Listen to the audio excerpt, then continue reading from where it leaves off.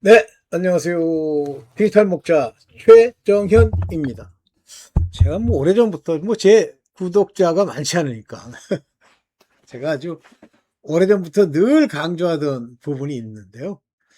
그거에 대한 깨달음이 있는 분도 계세요. 근데 지금 제가 이제 이 영상의 뒤에 붙이게 될 그 영상에 보면 그 하나님의 택하심을 자기 멋대로 이해를 하는 거예요.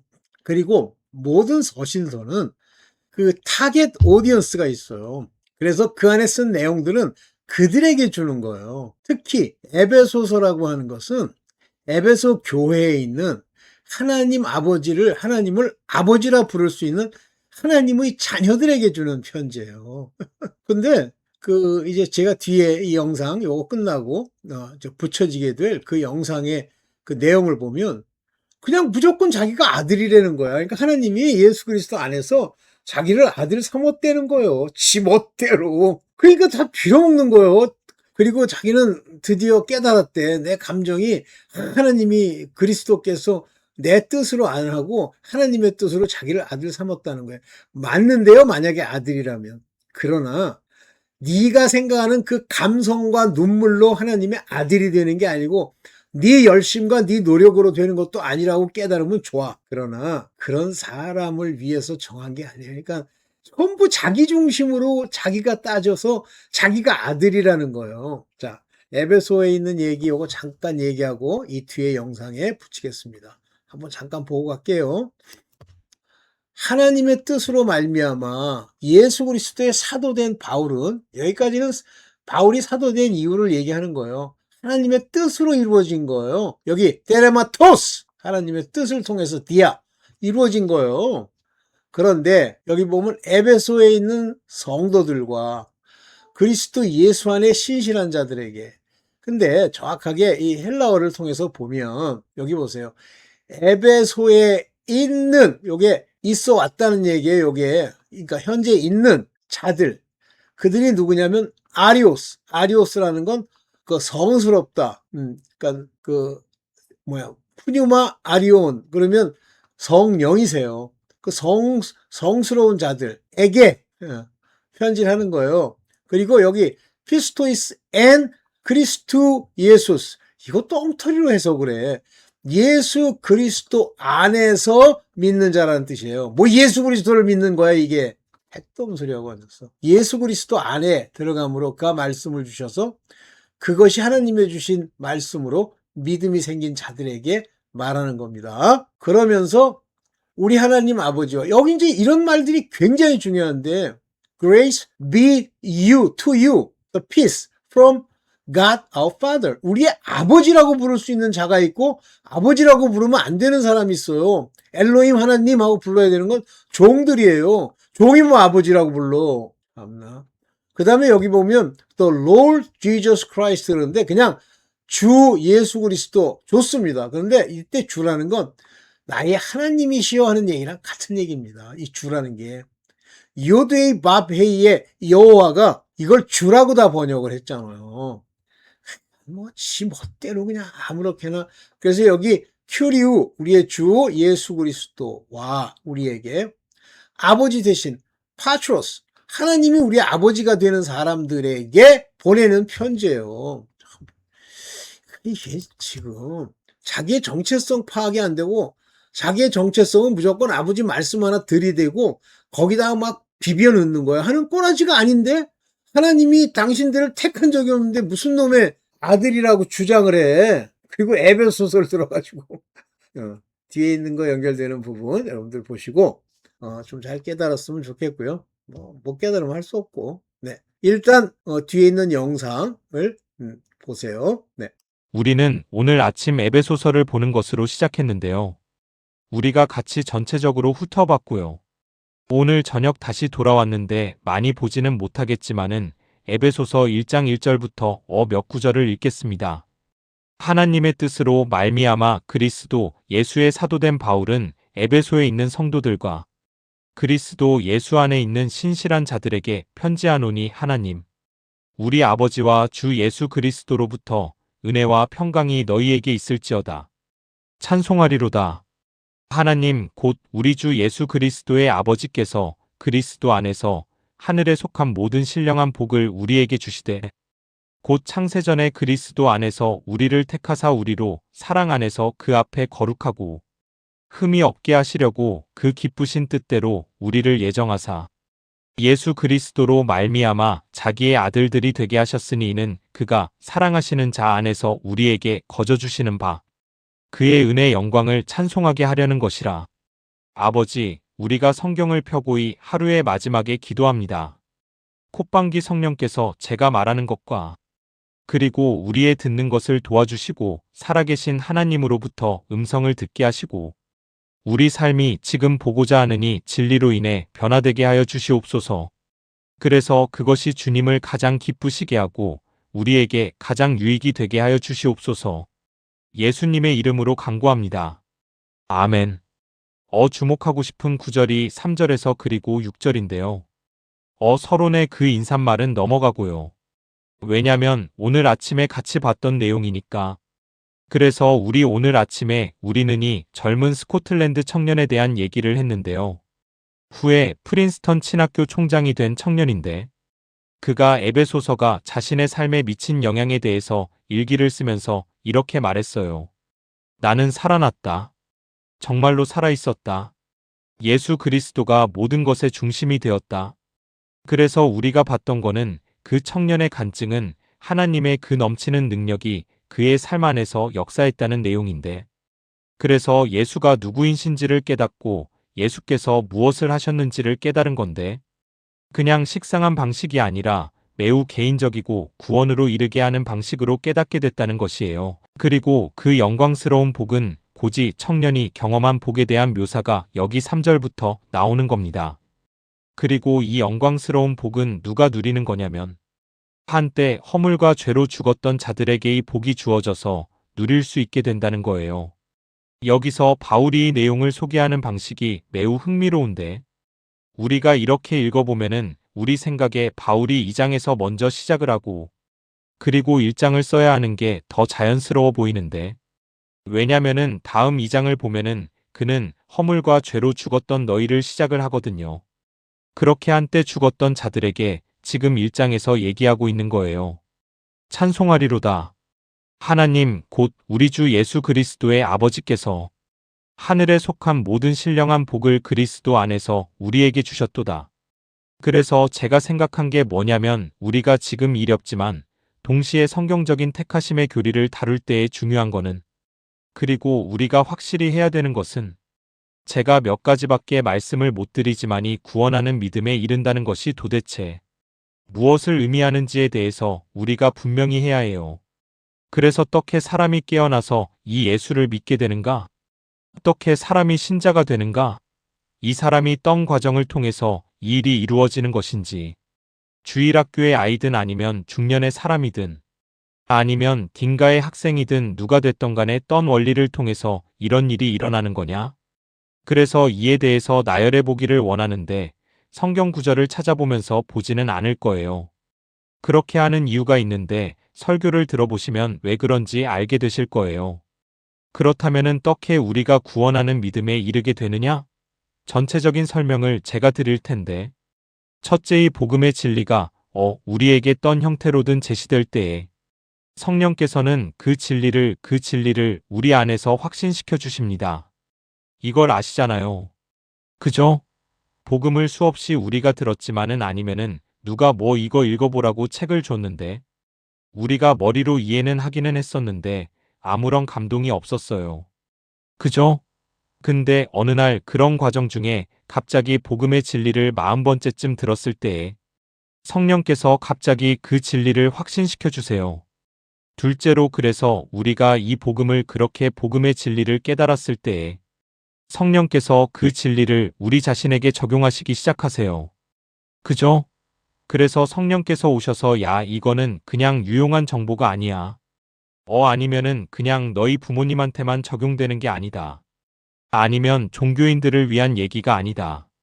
하시면서 성령께서 갑자기 감동을 해주세요.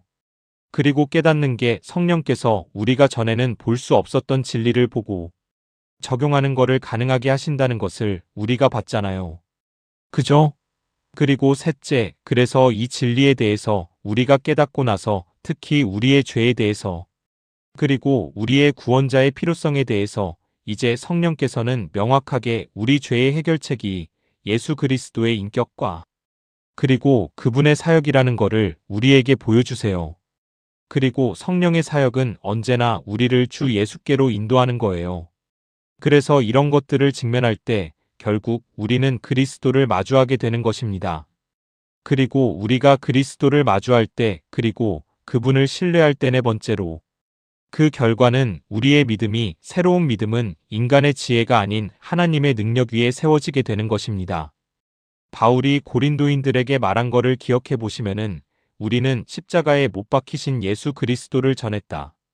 인간의 지혜의 말이나 말 재주로 전하지 않았던 것은 너의 믿음이 사람의 지혜가 아닌 하나님의 능력 위에 서도록 하기 위한 것이다. 그래서 이런 사람이 구원의 믿음으로 나올 때 일어나는 일인 거예요.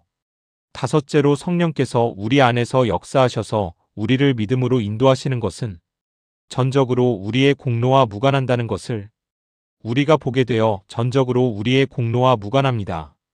그래서 우리는 이런 찬양을 부르게 되는 거예요. 내가 선택된 건 내 안의 선함 때문이 아니다. 진노에서 깨어나는 도망쳤다. 그래서 자신에게 하나님이 먼저 손을 뻗으셨다는 것을 깨닫게 되는 거예요. 그리고 여기 에베소서 1장 13절을 보시면 바울이 이 택하신 비밀에 대해서 설명을 한 후에 그 안에서 너희도 진리의 말씀 곧 너희의 구원의 복음을 듣고 그 안에서 또한 믿어 약속의 성령으로 인치심을 받았으니 다시 말해서 지금 이 에베소서 1장에서 곧 구원은 하나님의 뜻이고 그의 뜻으로 택하시는 거다 라고 설명을 하고 있는 거예요. 전적으로 어라고 말하고 나서 바로 바울이 우리의 책임에 대해서 이제 설명을 하고 있어요. 그래서 너희가 진리의 말씀을 들었고 그건 너를 구원하는 복음이고 내가 그를 믿었고 그래서 성령으로 인치심을 받았다. 하나님은 우리를 믿을 수 있도록 해주시지만 하나님이 우리 대신 믿어주시지는 않습니다. 하나님은 우리가 믿을 수 있도록 하시지만 하나님이 우리 대신 믿어주시지는 않습니다. 자, 그러면 3절로 돌아가 볼게요. 찬송하리로다. 하나님 곧 우리 주 예수 그리스도의 아버지께서 우리에게 복을 주셨도다. 이건 사실 하나의 긴 문장으로 된 위대한 찬가인데 메카이가 그의 글에서 이거를 설명하면서 구원의 장엄한 교향곡이라고 묘사했어요. 정말 멋진 비유인데 그래서 상상해 보면은 심벌즈가 울리고 그리고 나팔과 모든 악기들이 지금 선포하고 있는 거예요. 하나님이 그리스도 안에서 우리를 위해서 하신 이 모든 일들을 그런데 인상적인 게 뭐냐면 이게 하나님으로 시작한다는 거예요. 대부분의 종교들은요. 사실 신으로 시작하지 않아요. 예를 들어서 잡지나 미디어 같은 데서 종교 기사들을 보면요. 보통 제목들이 뭐냐면 신을 찾아서 우리가 신을 찾는 거에 대해서 얘기를 해요.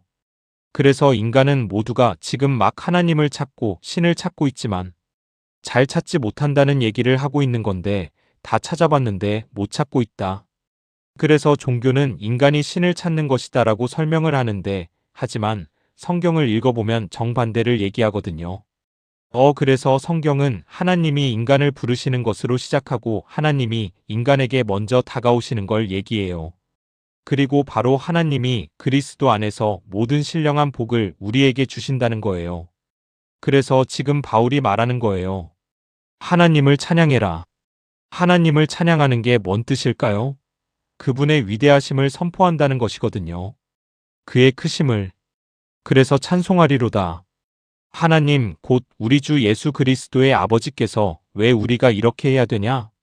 그분이 예수 안에서 우리에 대해 모든 좋은 것을 선포하셨기 때문에 우리가 그분을 찬송하는 건 그분이 우리에게 복을 주셨기 때문에 여기 동사들을 보면은 다 볼 수는 없지만 너무 중요한 게 보이는데 3절에서 그분이 우리에게 복을 주셨고 4절에서 우리를 택하셨고 5절에서 우리를 예정하셨고 그리고 8절로 내려가면 그분의 은혜의 풍성함을 우리에게 넘치게 하셨다고 해요.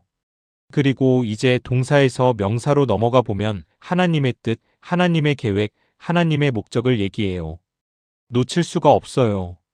절대 못 볼 수가 없는 것들이 여기 있어요. 그리고 만약 하나님이 이 복의 근원이시라면 그러면 우린 또한 이 복의 범위를 살펴봐야 하는데 그가 주신 복은 그리스도 안에서 하늘에 속한 모든 신령한 복을 줬다는 거예요.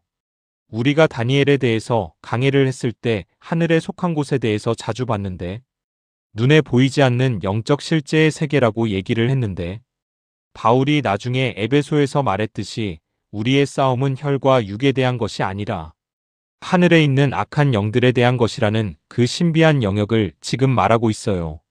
그래서 바로 이 신비한 곳에서 우리는 그분과 함께 다스린다는 거예요. 오늘 아침 2장 6절에서 봤잖아요. 은혜로 구원을 받아 그리스도 예수 안에서 함께 일으키시고 그와 함께 하늘에 앉히셨느니라. 하느님이 이것을 하신 거고 하나님이 주도적으로 하신 것입니다. 이거를 우리가 못 볼 수가 없어요. 여기서 너무나 분명하게 쓰여져 있습니다. 그렇다면 어떻게 이 복이 우리 것이 되었냐? 그 답이 4절에 있는데 창세전에 그리스도 안에서 우리를 택하셨다는 거예요. 창세전에. 이건 정말 놀라운 사실인데 다시 말해서 우리가 그리스도 안에서 택하심을 받은 것은 나중에 하나님께서 그냥 생각해내신 것이 아니라 오히려 이 결정은 창조 이전 영혼 이전으로 거슬러 올라가는 결정인 거다. 그리고 지금 바울 자신도 이것을 설명해 나가면서 이것으로 말미암아 압도되어 있어요. 그래서 다른 곳에서 자신이 얼마나 비참했는지에 대해서 묘사하면서 얼마나 자만하고 자기 만족에 빠지고 종교적이고 자신이 옳다고 확신했는지 말하면서 나는 죄인 중에 괴수였다고 얘기를 하잖아요. 그런데 놀라운 건 내가 그토록 모욕하고 그리고 잘못 이해하고 그리고 반역했던 이 하나님이 그리스도 안에서 나를 택하셨다는 거예요. 그래서 이 내용을 우리가 성경에서 볼 때 그리고 성경 전체가 이 이야기를 하는데 에베소서 1장만이 아니라 항상 누군가가 손을 들고 질문을 해요. 잠깐만. 이건 말이 안 된다. 왜냐면 결정을 한 거는 내가 결정한 거 아니냐? 그래서 제가 설교를 이렇게 시작을 한 거예요. 그 질문을 못하게 하려고. 그런데 결국 또 이 지점에 오게 됐는데 누가 내가 결정한 거다라고 하면은 뭐라고 대답해야 돼요? 그래, 내가 결정한 거 맞지? 의심의 여지가 없지. 내가 결정한 거지.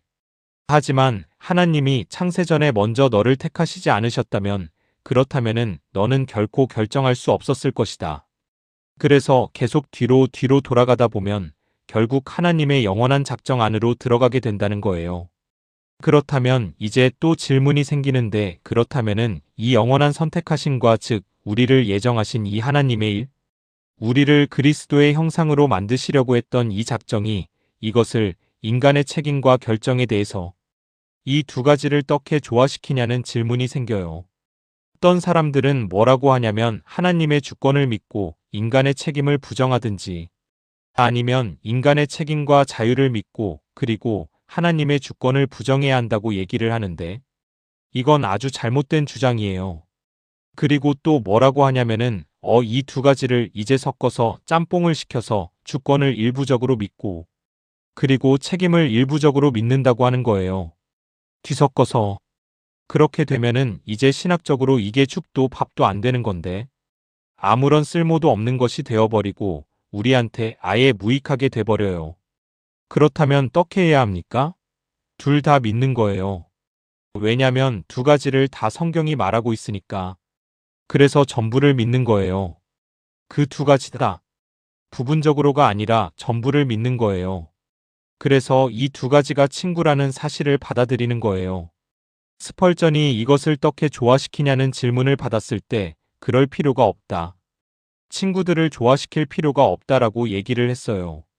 그래서 오늘 이것에 대해서 오늘 저녁에 우리가 지적 훈련하듯이 그냥 지적인 만족을 얻으려고 우리가 지금 이 시간을 보내는 게 아닌데 스트가 말했는데 수세기 동안 기독교의 최고의 두뇌들을 이둥절하게 만든 이 문제에 대해서 단순한 해결책을 발견할 가능성은 낮다고 얘기를 했어요. 왜 이게 우리를 이둥하게 만들어요? 왜냐하면 답이 하나님 자신 안에 있기 때문에 이걸 엔티넘이라고 하는데 모순이에요. 두 가지 자존하는 진리가 나란히 있는 거예요. 둘 다 완전히 참인데 인간의 관점에서는 궁극적으로 이게 조화가 안 돼요. 그렇기 때문에 우리는 이 앞에 경이로움으로 엎드려야 하는 거예요.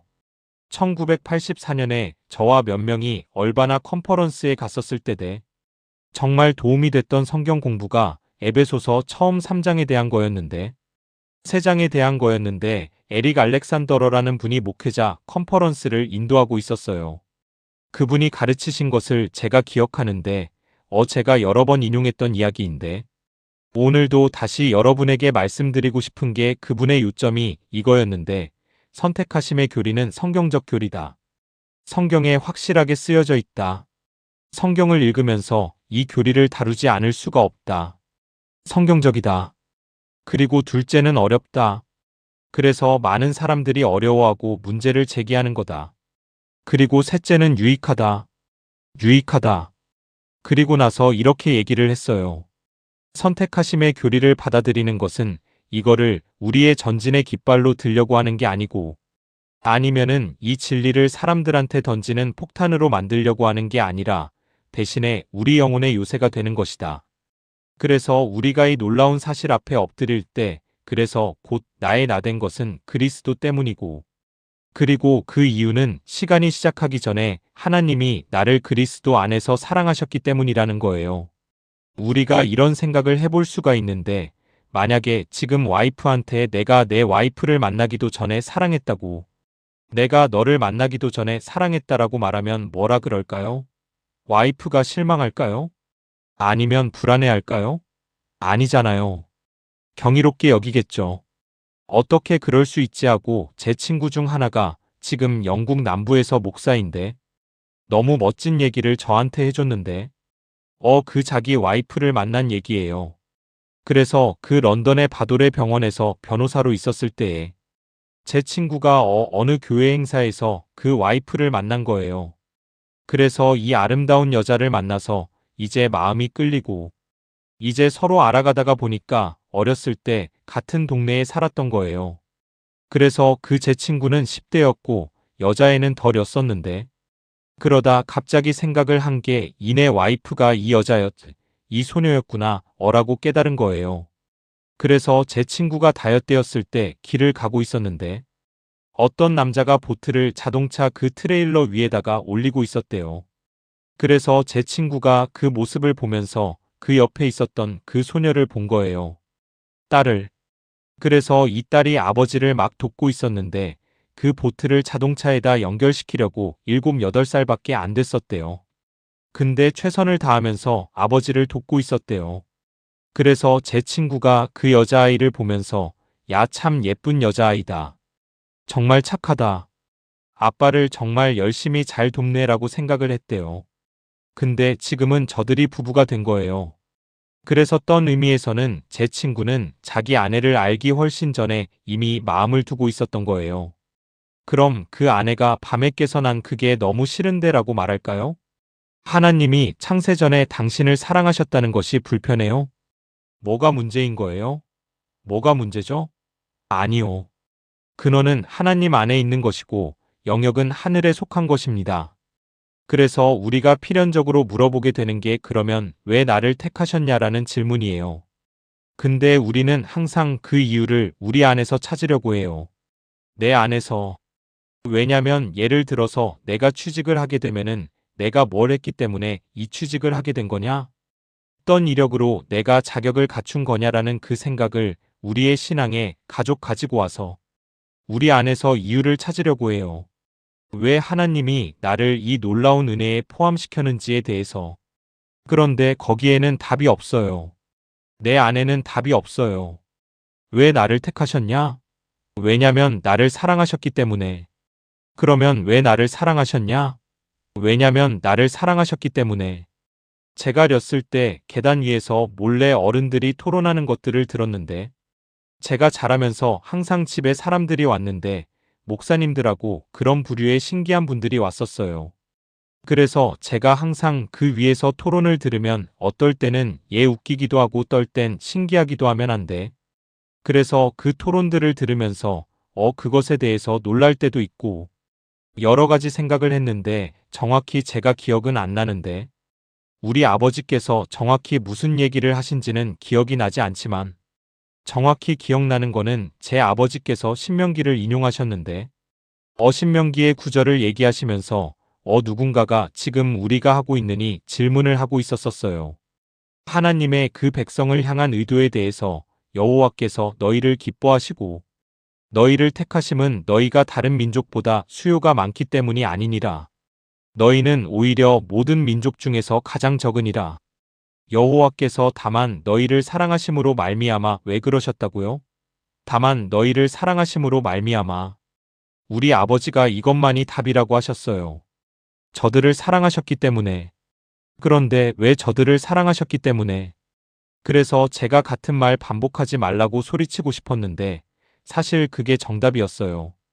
왜 나를 사랑하시냐? 왜 나를 택하셨냐? 날 사랑하셔서 왜 날 사랑하시냐? 날 사랑하시니까 몰라요. 모르는 거예요. 왜 그러셨는지. 베니스의 상인에서 사람들이 그 이야기가 불공평하다고 말하는데 포샤가 거기서 말해요. 공의가 당신의 탄원이라면 이것을 생각하라. 공의의 과정에서 우리 중 누구도 구원을 보지 못할 것이다. 우리는 자비를 위해 기도할 뿐이라. 공의의 과정에서 누구도 구원을 보지 못한다는 거예요. 왜 우리 중 한 명이라도 택하시겠습니까? 왜? 사실 아무도 택하면 안 되는 거예요. 공의가 집행된다면 우리 모두는 정죄를 받아야 마땅한 거예요. 왜 택하시는 거예요? 이게 신비인 거예요. 그 이유는 하나님의 사랑 때문입니다. 하나님이 세상을 이처럼 사랑하사 독생자를 주셨으니 이는 그를 믿는 자마다 누구든지 진짜 누구든지 믿는 자마다 진짜 누구든지 멸망하지 않고 영생을 얻게 하려 하심이라. 여기 보면요. 우리 그깟 이 사실에 사로잡히니 사람들은요. 죄를 심각하게 여기게 돼요. 왜냐면 창세전에 그리스도 안에서 우리를 택하셨다고 했는데 그 이유는 우리를 행복하게 되라고 말한 게 아니라 물론 행복하게 되겠지만 우리를 거룩하고 흠없게 되게 하기 위해서라고 했어요. 그래서 우리가 거룩하기 때문에 우리를 택하신 것이 아니라 우리를 거룩하게 하시기 위해서 우리를 택하셨다는 거예요. 거룩하기 때문에가 아니라 거룩하게 만드시려고. 이건 완전히 다른 겁니다. 그런데 우리가 조심해야 하는 게 하나님의 택하시는 이 사랑에 대한 이 믿음이. 그러면 나는 그냥 내 맘대로 살면 되겠다. 라는 결론으로 이어지게 된다면 그러면 뭔가 심각하게 잘못된 것인데 꽤 자주 접하는 얘기인데 크유앤드어 같은 데서 누가 꼭 질문을 해요. 그러면 한 번 번 구원은 영원한 구원이냐라고 물어봐요. 그런데 그 질문의 80% 뒤에는 그럼 내가 뭐든 다 해도 되는 거냐라는 게 깔려있는 질문이에요. 왜냐면 구원이 보증된 거면 그러면 아무것도 상관없는 거 아니냐? 그냥 아무렇게나 살아도 되는 거 아니냐? 아니요. 아닙니다. 왜냐하면 그분이 택하신 자들을 그분이 거룩하게 만드신다고 했어요. 그래서 어떤 사람이 지속적으로 계속 죄 가운데서 살면서 나는 성화를 위해 택함 받았다고 얘기를 한다면 그건 명백한 모순인 거예요. 명백한 모순이에요. 생각해 보세요. 여기 본문을 보세요. 만약 거룩함이 우리를 택하신 목적이라면 그럼 택하심의 유일한 증거는 결국 우리의 성화인 거예요. 우리가 개혁 신학의 원리를 얼마나 잘 설명하냐가 아니고 아니면은 구원론을 얼마나 우리가 잘 사람들한테 설득시킬 수 있냐가 아니라 우리가 하나님께 선택되었다는 증거는 그래서 그분을 위해서 구별되었고 그래서 성령의 사역을 받고 있다는 그 증거는 궁극적으로 우리가 아들의 형상을 닮아가고 있다는 거예요. 그런데 지금 위험한 것 중 하나는 이 젊은 친구들이 하나님의 선택하시는 사랑이 이제 자기들이 원하는 뭐든 다 할 수 있는 자유로 해방시켜줬다는 결론을 내린다는 거예요. 성경을 제대로 읽지 않고 있는 겁니다. 왜냐면 성경은 너무나 정확하게 말하고 있어요. 이런 현상들이 다른 신학에서도 나타나는데 예를 들어서 종말론에서도 똑같아요. 여러 사람들이 이 얘기 저 얘기 이리저리 막 논쟁을 해요. 이거다 저거다 아니면 이게 내가 맞다. 이게 확실한 거다. 내가 답이다. 근데 그게 의미하는 게 뭐냐? 도대체 너한테 무슨 의미냐? 이 종말론이 내가 버스 타고 출근할 때 너한테 무슨 차이를 만드냐? 왜냐하면 정말 예수님의 재림에 대한 진짜 관심은, 진짜 증거는 성경이 말하는 거는 이 소망을 가진 자마다 그의 깨끗하심과 같이 자기를 깨끗하게 하느니라. 그러니까 자신을 깨끗하게 하는 게 이 그리스도의 재림에 대한 깊은 이해의 궁극적인 증거예요. 구원론을 얼마나 잘 설명하느냐가 아니라, 그리고 이 하나님의 택하심의 사랑과 우리를 아들로 만드시는 예정과의 과정은 우리가 얼마나 명확하게 이것에 대해서 표현하는지에 달려있는 게 아니라 대신에 우리 안에서 예수의 아름다움을 만들어내는 것입니다. 큰 질문 뭐 아니면 작은 질문인지 모르겠지만 흥미로운 질문이 있는데 성경이 답답하고 있어요. 4절 끝에 그 앞에서 힘이라고 끝나고 5절에서 일러 사랑 안에서라고 시작을 하는데 그런데 헬라어에는 구두점이 없거든요. 그래서 이게 어디에 붙는지 사실 잘 알 수가 없어요.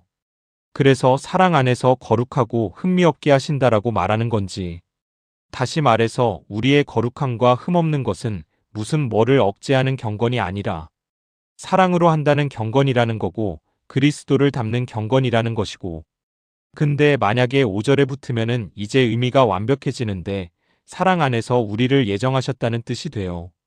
다녀 삼기 위해서 스타트가 했던 말이 이에 대해서 우리가 생각을 할 때에 하나님이 여기서 양자로 삼으시는 것에 대해서 생각하면 여기에 우리에게 답을 주고 있다는 거예요. 어느 정도의 답을 사람들이 질문하잖아요. 하나님이 왜 창조를 하셨냐? 분명히 하나님께서 인간이 반역하고 그리고 인간이 타락할 걸 아셨는데, 그런데 여기에 대한 총체적인 답은 아니지만 어느 정도의 도움을 주는 답이 여기 있는데, 왜냐면 우리가 확실히 말할 수 있는 거는 이 구절을 통해서 하나님은 창조가 인간에게 부여한 것보다 더 높은 존엄성을 위해 우리를 늘 예정하셨다는 거예요. 그래서 인류를 향한 하나님의 목적은 에덴 동산의 아담과 하와가 아니라 십자가의 그리스도와 그리고 새 하늘과 새 땅의 새 창조를 위한 것이었다. 하나님은 아담과 하와를 창조하시기도 전에 우리를 자녀로 만드시기 위해서 예정하시고 이제 택하셨다는 거예요. 그래서 하나님은 끝과 시작을 아셨고 시작과 끝을 아신 거예요. 이게 얼마나 엄청난 그림입니까? 입양되는 것, 하나님의 자녀가 되는 것. 그리고 이건 혈통을 통해서가 아니라, 우리는 혈통을 통해서 하나님의 자녀가 된 것이 아니라 양자로 삼으셨다는 거예요. 스코틀랜드 소요리 문답에서 이것은 우리가 하나님의 자녀의 숫자에 들어가고 그 모든 특권을 누릴 권리를 갖게 되는 하나님의 값없는 은혜다라고 얘기해요. 그리고 이건 그분의 뜻의 목적을 따르는 것이고, 그리고 그분의 은혜로 말미암은 것이고, 6절에서 그분의 영광을 위한 것입니다. 그렇다면 이 진리에 사로잡힌 사람들의 삶에서 우리가 무엇을 기대해야 합니까? 당연히 허세를 기대하진 않겠죠. 아니면 내 자신에 대해서 떠들거나, 아니면 마치 우리의 믿음의 시작이 1인칭인 나에게서부터다라고 얘기하는 게 아니라 대신 우리의 믿음은 3인칭으로 시작하는 거예요. 3인칭으로 내가 한 것이 아니라 그분이 하신 것이다. 당신이 오늘 밤 여기 떡해 오게 된 거예요? 거슬러 한번 올라가 보세요. 인생 전체를 뒤로 계속 거슬러 올라가서 그 바닷가에서 만났던 사람, 아니면 그 책을 나한테 건네준 사람, 직장의 그 친구, 그러고 나서 계속 거슬러 올라가 보세요. 얼마나 뒤로 갈 수 있어요? 결국에는 우리는 무릎을 꿇고 고백하게 될 것입니다. 이것은 경건의 신비다. 그리스도 안에서 하나님이 손을 내미셔서 나를 붙드셨다. 그래서 이 은혜의 교리가 우리의 마음에 생기고 그걸로 인해 사로잡히면 겸손을 만들어내고요. 우리 안에 존엄성이 생기기 시작합니다. 제가 정말 좋아하는 얘기가 하나 있는데요. 이 얘기는 비비 월필드에 대한 이야기인데, 비비 워필드가 미국 어느 도시를 걷다가요. 어떤 젊은이를 지나쳤대요. 그 청년을 지나치는데 그 청년의 풍기는 그 태도가 너무 인상적이어서 그래서 몇 걸음 가다가 돌아서서 소리를 쳤대요. 인간의 궁극적 목적이 뭐냐라고 얘기했더니 그 청년이 대답하기를, 인간의 궁극적 목적은 하나님을 영화롭게 하고 그분을 영원토록 즐거워하는 것입니다. 그래서 월필드가 말하기를 너는 웨스민스터의 고백의 사람이구나 라고 했대요. 존엄성 그리고 겸손 그리고 확신. 만약에 우리가 그리스도 안에 있다는 이 사실이 영원전에 닿을 내리고 있는 것이라면 그럼 우리는 하나님이 우리를 이 시간 가운데 안전하게 이끄시고 다시 그분의 영원한 임재 안으로 데려가실 것을 확신할 수 있는 것입니다. 예수의 품에 안겨 그 부드러운 품 안에서 이렇게 찬송가 작가들이 이런 시들로 너무 잘 표현을 하는데, 영원한 사랑으로 사랑받아 은혜가 그 사랑을 알게 하여 위에서 숨쉬는 성령께서 그렇다고 가르치셨습니다. 오의 확실하고 안전한 완전한 평안이 모든 것 위에 있는 기쁨. 끝나지 않는 사랑 안에서 나는 그분의 것이고 그분은 나의 것이다. 나는 친구를 찾았다. 이런 친구를 그는 내가 알기 전에 나를 사랑하셨고 사랑의 줄로 나를 이끄셔서 그분께 묶으셨으며 내 마음에 이 끈을 친히 감으셨으니 아무도 이 끈을 끊을 수 없다. 그래서 나는 그분의 것이고 그분은 나의 것이다. 영원히 얼마나 놀랍습니까? 아버지 감사합니다. 우리는 이 광대함의 표면도 긁지 못했습니다. 우리는 당신의 위대하심 앞에 너무나 작은 존재들이고 당신의 사랑 앞에 겸손해집니다. 우리의 반항과 교만을 용서해 주시고 우리는 항상 우리 안에서 이유를 찾으려고 합니다. 이 사랑의 이유에 대해서 당신이 그냥 사랑하셨기 때문에 사랑하셨다는 것에 우리는 겸손해집니다.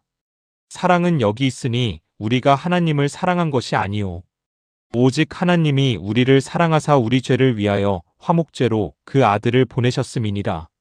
그래서 이 시간이 시작하기 전에 우리를 사랑하셨다는 것에 우리는 놀랍니다. 우리를 움직이셔서 이 진리를 다른 이들에게 전하고자 하는 열심을 주시고 우리가 나아가서 알려주게 하여 주시옵소서. 예수께서 말씀하시기를 내게 오는 자는 내가 결코 내쫓지 아니하리라 하셨고 수고하고 무거운 짐진 자들아 다 내게로 오라.